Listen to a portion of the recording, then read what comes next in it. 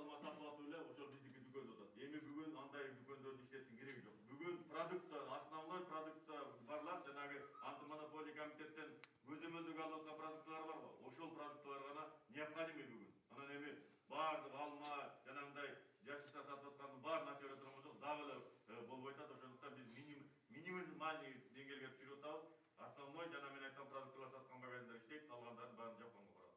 Жемчөг алган адамдар барбы? Ар түрдүү убакытта барып атат. Аларга коменданттык саатта кандай болот? Эми чынын айтыш керек, коменданттык саат боюнча комендант жооп берсин, бирок биз эртең мененки саат 8 боюнча 7ге чейин биз жооп берели. Андан калганын бизге эми коменданттагы определенный адамдарга гана доступ берилип атат. Түнүндө мисалы аким катары мага, мэр катары Мурат Алаповичке, биз эми непосредственно любой жерге барып турганга бизге гана доступ берилип атат. Калган маселесин мен ойлойм, скорыйлар бул түнү күнү жүрүш керек. Мунуга чектөө болбош керек. Мен оюмча, эгерде ошондой маселе боло турган болсо, скорый менен алып чыгып кетсек болот. Балганчылык башталып калдыбы азырчы? Эми дыйканчылык башталып калды. Дыйканчылыкка чектөө бул шаарларга, чогулган жерлерге дыйканчылыкка экиден барып алып туруп өзүнүн тиргилигин ошо айылдан нары чыгып алып полиясына кылса болот. Ал жерде мындай сен бул жерге чыкпа, бул жерге кирбе. А бирок ошол комендант сааттын убагында кайра үйүнө кирип калыш керек. 8ге чейин, кечки саат 8ге. Ошол инспекторлор менен иштейт. Жоопкерчилиги анан мыйзамда көрсөтүлгөн чаралар боюнча прокурор айтып бере болот. Буга чейин дагы аз бир суроо сузакта азыр социалдык жөнүндө келип атат. Малды айдоо жайыткы боюнча айтып койсоңуз ушуну кече чындыгында мен айыл чарба департаменти менен ветуправлениени чакырып сүйлөштүк.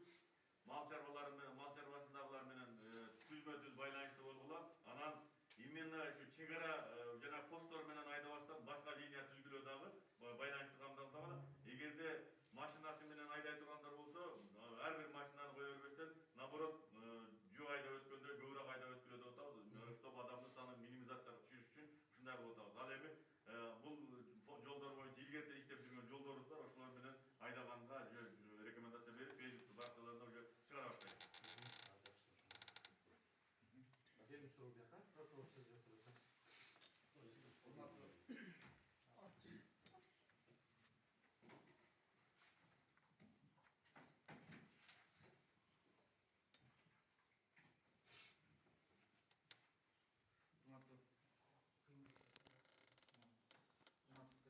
урматтуу журналисттер, жогоруда айтылып кеткендей, 24 мартта күнү Кыргыз Республикасы президенти жарлыгына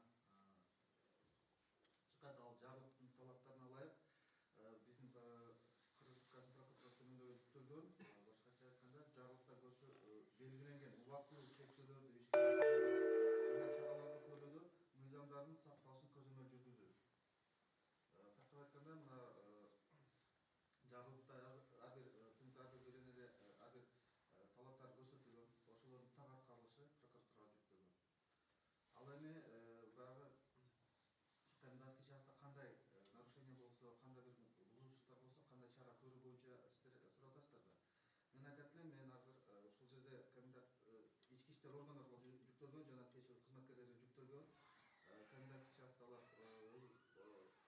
патруль жүргүзүп, блокпосттордо туруп, ал эми ушул мезгилде ошол бузган учурда кандай колдонулуу айтып кетсеңиз. Ички иштер органдарына жүргүзүлгөн, ал эми булардын так аткарылышын биз көзөмөл жүргүзөбүз. Мыйзам бузулбай да? Мыйзам бузулбай. Биз да кызматкерлер да өз укугуна аша чаппашыбыз керек. Ошолордун баардыгын көзөмөлдүп атышат. Мен башында жогоруда айтып кеткендей, атайын өзгөчө бир дал боюнча конституциялык мыйзам бар. Ушул конституциялык мыйзамдын 26 жана 28 беренесинде көрсөтүлгөн. 26 беренеде ошо коменданттык саат учурунда көчөдө, коомдук жайларда жүргөн атуулардын баары тең коменданттык саат бүткөнгө чейин кармалат. Азыр айтып кеткендей, эртең мененки саат 7ден баштап кечки 8ге чейин чектөө менен жүргөнгө уруксат болсо, ал эми кечки 8ден эртең мененки 7ге чейин кечки учур жана түнкү учурда коомдук жайда жана көчөдө кармалган атуулдар баары тең ички иштер бөлүмүнө камсыздалып камакта отурушат. Жана ошол жерде дагы көрсөтүлүп кеткен, эгерде өздүгү аныктоочу документи жок болгон болсо жанында 3 күнгө чейин кармалып отурулат. 3 күнүн ичинде өздүгүн аныктап, анан кайра кое берилет. Мындан сырткары дагы биздин бузуулар жөнүндө кодексте көрсөтүлгөн бузууларда өзүнчө дагы бир 82 берени бар. 82 беренеде ички иштер органдарынын кызматкерлеринин мыйзамдуу талаптарын аткарбоо деген. Бул ошол учурда мыйзамдуу талаптарын аткарбаган атуулдарга бузуулар жөнүндө кодекс негизинде айып пулдар салынат. 82 берене боюнча айып пул бул экинчи категориядагы айып пул деп турат. Экинчи категориядагы айып пул боюнча мыйзамда көрсөтүлгөн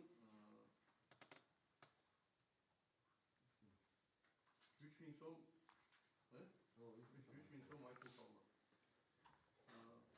Андан сырткары дагы кылмыш жаза кодексинде көрсөтүлгөн беренелер бар. Кылмыш жаза кодексинде көрсөтүлгөн беренелер боюнча бул жанагы санэпидстанция тарабынан каралган эрежелерди бузуу. Бул боюнча эгерде жалпы массалык жайылтууга алып келсе жана оор кесепеттерге алып келсе, ал адамга кылмыш иши козголуп, ал боюнча дагы жоопкерчиликке тартылат. Ошондой эле жана азыр бузууларда көрсөтүлгөн 82 беренеде бул ички иштер органдарынын мыйзамдуу талаптарын аткарбоо деп эле турган болсо, кылмыш жаза кодексинде көрсөтүлгөн зомбулук көрсөтүү менен ички иштер органдарынын кызматкерлеринин мыйзам талаптарын аткарбоо, каршылык көрсөтүү бул да мыйзамда көрсөтүлгөн, ал боюнча эркин ажыратууга чейин жазалар каралган. Жана сиз айтып атыңыз, 3 багыт боюнча уруксат депчи, аны кантип аныктайт, кантип аныкталат, эгерде көчөдө жүргөн жарандар болсо? Эми азыр бул жерде жогору жакта акимдер айтып кеткендей, атайын ошол адамдар жанагы азык түлүккө кетип аткандыгы жөнүндө эми бул азыр иштелип чыгып атат.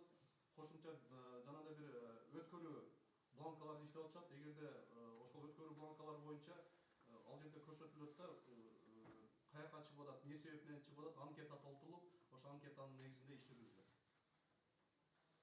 Азык түлүккө чыккандар анкета толтурат экен да?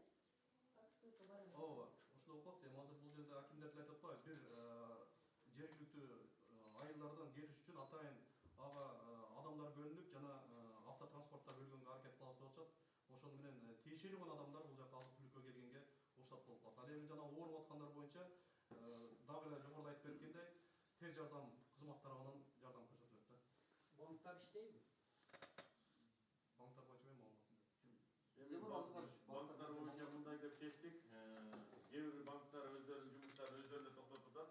Бирок бизге баягы мамлекеттик структураларга камсыздап берген РСК банктарында определенный банктар иштейт. Частный өзүнчө иш жүргөн банктар өздөрү эле ишин токтотуп атат. Биз аларга рекомендация гана бердик, ал токтотуп атат. Основной биздин движениенин мамлекеттик структуралардын оборотторун кылуучу банктардын баары өтүп атат. Сот процесстери кандай болот бул учурда белгиленген? Соттун бар дедиби? Мына соттун өкүлү бар. Ал жака кирип чыгуу кандай болот?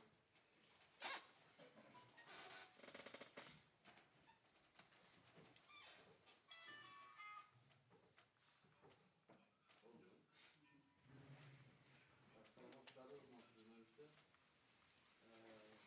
Сот процесстери боюнча Жалал Абад шаардык соту штаттык режимде иштеп атат. Ал эми айрым актуалдуу иштер же болбосо элде көп чогулган иштер белгисиз мөөнөткө жылдырылып атат. Мындан сырткары Жалал Абад шаарынын сырткары иш боюнча катыша турган тараптар, айыпталуучулар бар. Аларга бир өзгөчө мындай бир сотко кел, ишти карайбыз деген жагдайлар жок. Баардык эмелер каражаттар колдонулуп, азыркы учурда деле соттук отурумдар тараптар келсе, соттук отурумдар жүрүп атат. Чектөө жок дейсиз анда? Чектөө жок.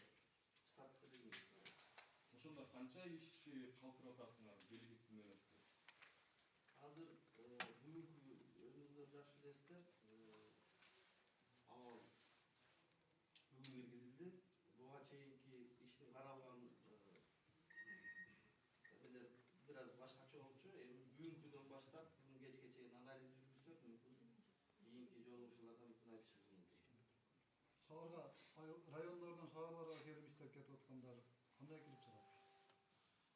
райондордон шаарга келип кетип аткандардан биз айтып атабыз. Бул жерде эң негизги маселе эмне болуп атат? Эң негизги маселе урматтуу президентибиз айтып атат, өкмөт айтып атат, жергиликтүү бийлик, мына комендантыбыз айтып атат. Эң негизги максат бул минимизация. Элдердин бири-бири менен болгон контакт. Көп чогулбай, көп үйүлбөй, максат ошондо ушул биздин эртеңки мамлекеттин келечеги болгон ушул журтубузга, элибизге ушул милдеттен алыс сакташ.